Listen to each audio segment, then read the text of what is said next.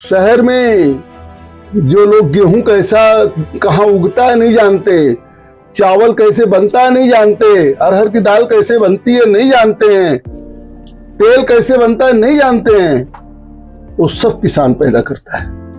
और किसान ही जब नहीं पैदा करेगा तो ये चीजें कहां से आएंगी? फैक्ट्री में नहीं बन पाएंगी। दोस्तों नमस्कार, एमटी टॉक शो में आपका स्वागत है। जैसा कि आप सभी लोग जानते हैं कि लगभग महीने भर से ईरान और इजराइल का युद्ध चल रहा है। मध्य पूर्व के देश में चल रही ये लड़ाई पूरी दुनिया के लिए खतरा बन चुकी है। अभी आपने जैसा कि देखा कि प्रधानमंत्री नरेंद्र मोदी ने संसद भवन में कहा कि हमको जो है कोरोना काल की स्थिति की तरह तैयार रहना चाहिए।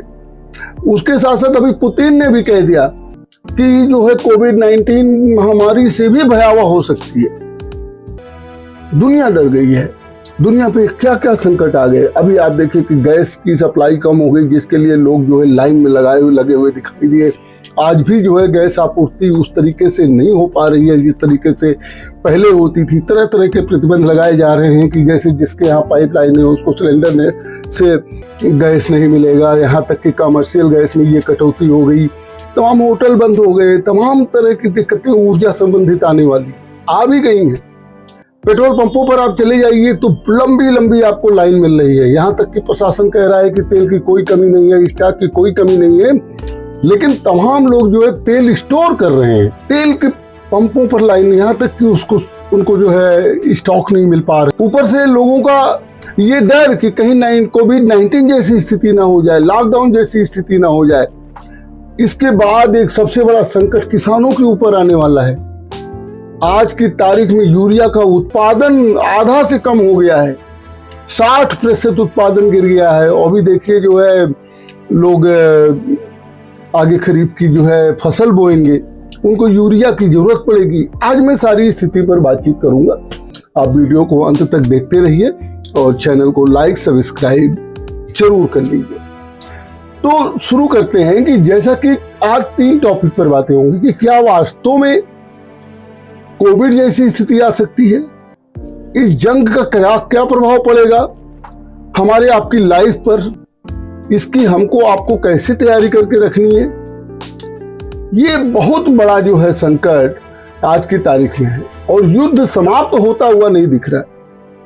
डेली ट्रंप जो है सो के उठते हैं और ट्रुथ सोशल मीडिया प्लेटफॉर्म पर एक ऐलान कर देते हैं, जिससे जो है पूरी दुनिया की अर्थव्यवस्था चौपट हो जाती है। या तो शेयर मार्केट ढेर सारा गिर जाता है या तो शेयर मार्केट उठ जाता है।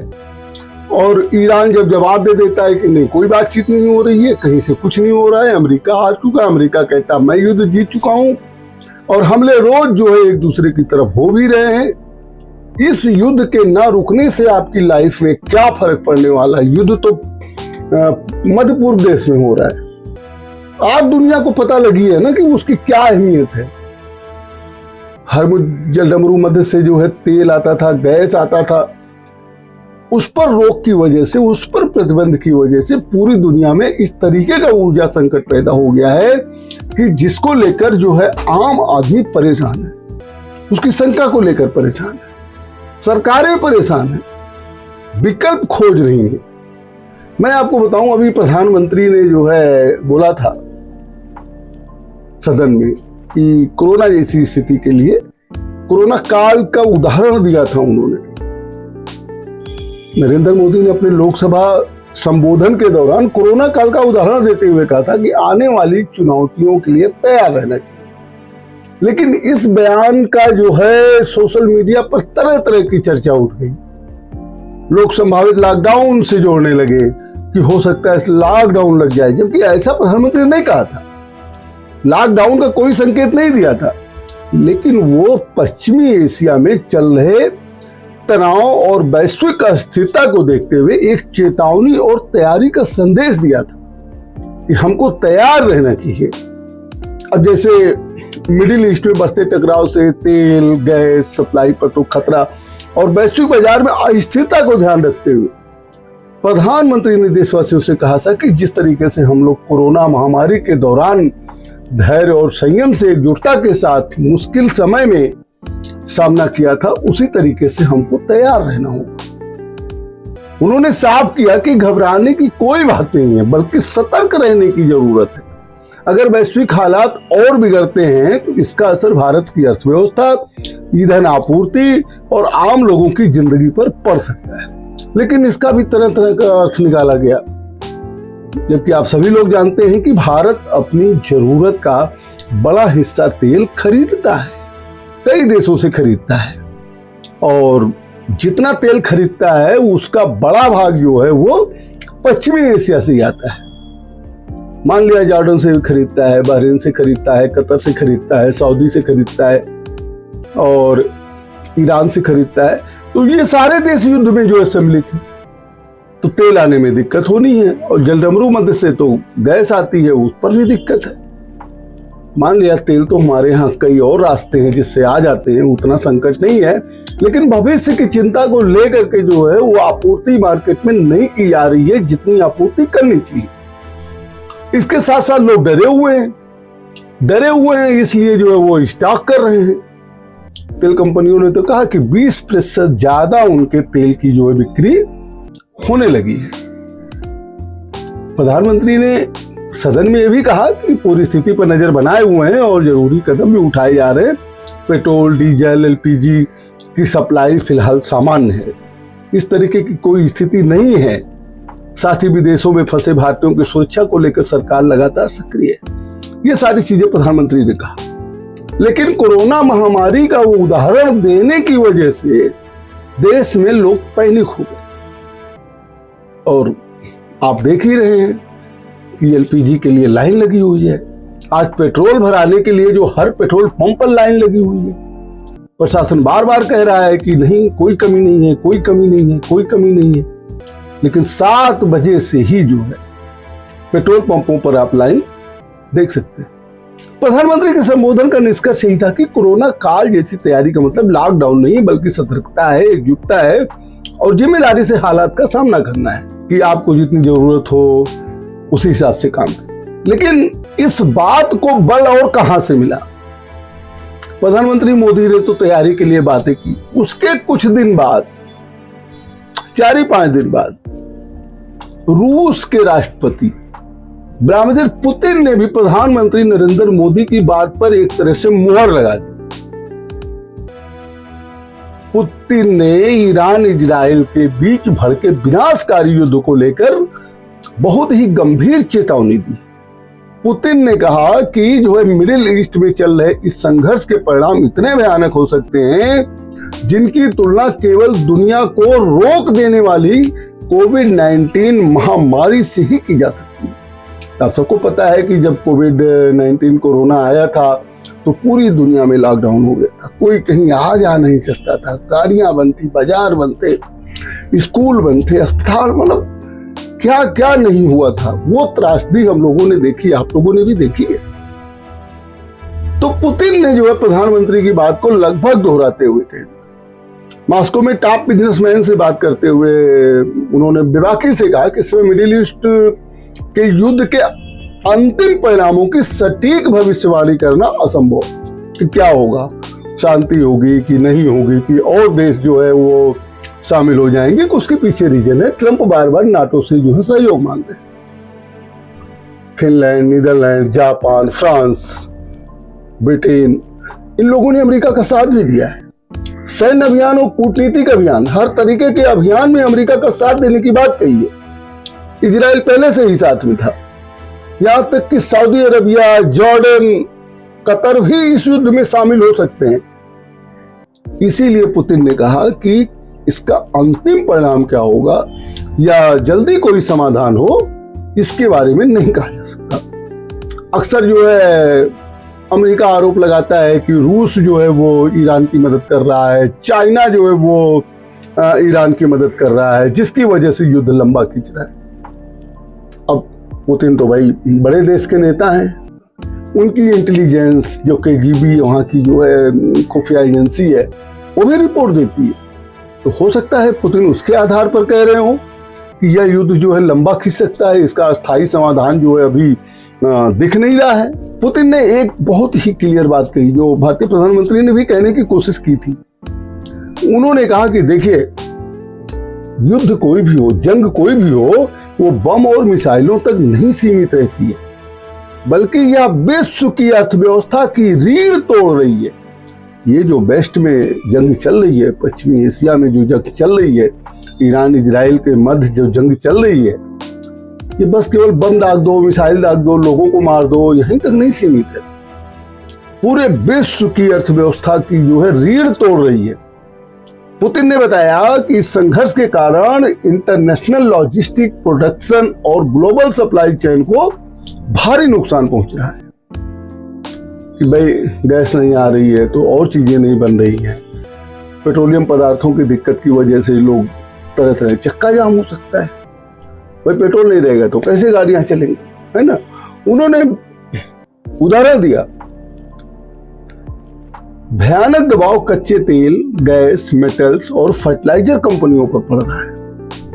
साफ है कि अगर सप्लाई चेन टूटी तो पूरी दुनिया में महंगाई का ऐसा जलजला आएगा जिसे संभालना मुश्किल होगा। ये पुतिन ने कहा कि भाई हर चीजें महंगी हो जाएगी। आज सोचिए कि गैस सिलेंडर ना मिलने की वजह से, कमर्शियल गैस सिलेंडर ना मिलने की वजह से और तमाम चीजों के ना मिलने की वजह से सारी चीजें महंगी होती जा रही हैं, खाद्य पदार्थ महंगे होते जा रहे हैं।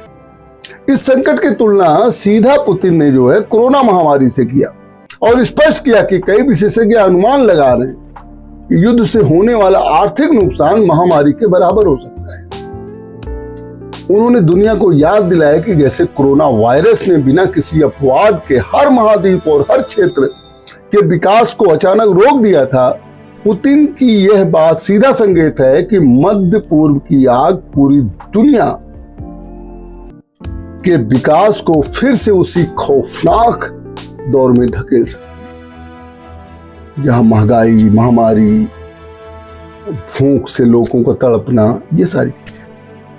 प्रधानमंत्री मोदी और राष्ट्रपति पुतिन की चिंता जो है एक जैसी है। इस बात का पुख्ता परिणाम है कि दुनिया के सामने खतरा बड़ा है। ये हवाई बातें नहीं है, वास्तव में खतरा है। और यह सिर्फ एक क्षेत्रीय युद्ध नहीं रह गया है, बल्कि यह वैश्विक आर्थिक संकट का रूप लेता जा रहा है। अगर जल्द ही इस तनाव को शांत नहीं किया गया तो पूरी दुनिया को एक बार फिर से सप्लाई चेन टूटने के और बेतहाशा महंगाई और भारी आर्थिक मंदी के उसी दर्द से गुजरना पड़ सकता है जो लोगों ने कोविड महामारी के दौर में जोड़ा था, जो लोगों ने कोविड महामारी के दौर में झेला था। ये दोनों नेता, मोदी और पुतिन, इन दोनों ने विश्व को समझाया कि जो है ये मामला बहुत गंभीर है। अब इस गंभीरता को आप ऐसे ले लीजिए कि गैस से जो है एलपीजी या जो एलएनजी गैस आती है, लिक्विफाइड नेचुरल गैस जो आती है, उससे जो है यूरिया खाद बनती है, सल्फर बनता है जो यूरिया खाद के साथ रहती है। यूरिया खाद में तो नाइट्रोजन 46% होता है। अब रूस ने सबसे पहले क्या किया कि 21 अप्रैल से 2026 तक, यानी 21 मार्च से 21 अप्रैल 2026 तक, एक महीने के लिए अमोनिया नाइट्रेट और नाइट्रोजन उर्वरकों के निर्यात पर अस्थायी रोक लगा दी। क्यों लगाई? इसलिए लगाई कि अपने घरेलू किसानों के बुआई के समय पर्याप्त यूरिया उपलब्धता सुनिश्चित करना चाहता है। इससे जानते हैं, रूस जो दुनिया का ये प्रमुख उर्वरक निर्यातक है, इस निर्णय से वैश्विक आपूर्ति को झटका लगा है। अब आप भारत पर जानिए कि भारत जो अपनी यूरिया जरूरतों के लिए आयात पर निर्भर है, उसे रूस के इस कदम से नई चुनौतियों का सामना करना पड़ रहा है। विशेषकर वह पहले से ही वैकल्पिक आपूर्तिकर्ताओं की तलाश तो कर रहा है, लेकिन रूस ने जब प्रतिबंध लगाया, अब आप बताइए भारत के किसान को खाद की जरूरत है। भारत का किसान अगर खाद नहीं पाएगा, फसल नहीं उपजेगी, उत्पादन नहीं होगा, तो ये जो फ्री में 4 किलो 5 किलो राशन लिया जाता है, फैक्ट्री में नहीं बनता है। ये जो 80 करोड़ जनता को लाइन लगा के 5 किलो राशन देते हैं ना, ये फैक्ट्री में नहीं बनता है, खेतों में बनता है, किसान बनाता है। किसान को अगर यूरिया नहीं मिलेगी, खाद नहीं मिलेगा, तेल नहीं मिलेगा, तो कैसे बनाएगा? यह युद्ध की वजह से ये संकट आ रहा है, जिससे जो है भविष्य में खाद्य संकट भी जो है उत्पन्न हो सकता है। मैं अगर स्थिति तुरंत की बात करूं, करंट की बात करूं, तो ईरान इजराइल संघर्ष के कारण होर्मुज जलडमरू मध्य में तनाव से भारत में यूरिया और अन्य उर्वरकों की आपूर्ति बाधित हो गई है। कच्चे माल यानी कि गैस की कमी की वजह से भारत में यूरिया का उत्पादन 60% तक गिर गया है। अब बताइए, जहां 100 बोरी यूरिया आती थी, अगर वहां 40 बोरी यूरिया आएगी, उसकी कालाबाजारी भी होगी, लंबे लंबे दाम पर लोग बेचेंगे, गरीब किसान या सभी किसानों को जो है यूरिया मिल भी नहीं पाएगा। जब मिल नहीं पाएगा तो उत्पादन उसी हिसाब से जो है वो रुक जाएगा। जब उत्पादन कम होगा तो इसका संकट किसके ऊपर पड़ेगा? हमारे आपके खाने के ऊपर पड़ेगा। अगर लंबा युद्ध चला, अस्थायी समाधान कोई नहीं निकला, तो ये सिचुएशन तो बन सकती है। आज की तारीख में 60% तक यूरिया उत्पादन गिर गया है और विश्व की जो कीमत है यूरिया की, वो 26 से 40% बढ़ गई। यानी अगर आपको 100 रुपए बोरी यूरिया मिल रही हो तो 126 से 140 रुपए वैश्विक मूल्य में वृद्धि हो गई। रबी और खरीफ सीजन में किसानों के लिए तो बड़ा संकट है और खेती की लागत बढ़ने की तो सभी लोग अनुमान लगा रहे हैं। होर्मुज की खाड़ी में तनाव के कारण मध्य पूर्व से होने वाली यूरिया और अमोनिया की सप्लाई जो है वो रुक गई है। गैस की कमी से भारत में कई यूरिया कारखाने जो है वो अपनी क्षमता का केवल 60% ही उत्पादन कर पा रहे। दामों में भारी उछाल, वैश्विक यूरिया की कीमतें 26% से अधिक बढ़कर 3 साल के उच्चतम स्तर पर करीब पहुंच गई। तो अब बताइए आप, जब खाद की कीमत बढ़ जाएगी, उसका प्रोडक्शन कम होगा, उसकी सप्लाई कम होगी, तो कौन परेशान होगा? किसान परेशान होगा। किसान गल्ला कम उत्पादन करेगा, खुद तो उसके लिए भी दिक्कत है और आम आदमी के लिए भी दिक्कत है। शहर में जो लोग गेहूं कैसा कहाँ उगता है नहीं जानते, चावल कैसे बनता है नहीं जानते, अरहर की दाल कैसे बनती है नहीं जानते हैं, तेल कैसे बनता है नहीं जानते हैं, वो सब किसान पैदा करता है। और किसान ही जब नहीं पैदा करेगा तो ये चीजें कहां से आएंगी? फैक्ट्री में नहीं बन पाएंगी। इसको मेहनत करना पड़ता है, बोना पड़ता है, निराना पड़ता है, गोड़ना पड़ता है, जोतना पड़ता है, पीटना पड़ता है, काटना पड़ता है, तब जो है आपके कहीं पास आता है फलाना तेल, फलाना साबुन, फलाना ब्रांड का चावल, फलाने ब्रांड का आटा। ये सब किसानों को देना। जब यूरिया ही नहीं मिलेगा, खाद ही नहीं मिलेगा, तो ये संकट आनी है। लेकिन अभी भारत एक अच्छी स्थिति में है अन्य देशों की तुलना में, और उम्मीद करते हैं कि भारत इसी तरीके से अच्छी स्थिति में रहे। लेकिन आज की तारीख में ईरान इजराइल युद्ध ने पूरी दुनिया को संकट में डाल दिया है। अभी तो पूरी दुनिया को यह पता लग रहा है युद्ध कितना खतरनाक होता है, युद्ध से क्या क्या प्रभावित हो सकता है, और विश्व युद्ध जैसी स्थिति में तो और भी स्थिति खतरनाक हो सकती है। और ईरान इजराइल का युद्ध जो है वो वैश्विक युद्ध का रूप लेता भी जा रहा है। चलिए आगे जो होगा मैं फिर आपको अपडेट करूंगा, लेकिन सतर्क रहिए, सावधान रहिए, पैनिक मत होइए, अपनी जरूरत भर की ही चीजों को जो है लीजिए, ताकि जो है और लोगों को भी सामान मिल सके। स्टॉक न करिए और उम्मीद करिए कि यह जंग जो है वो जल्दी समाप्त हो जाए। बहुत बहुत धन्यवाद, बहुत बहुत धन्यवाद।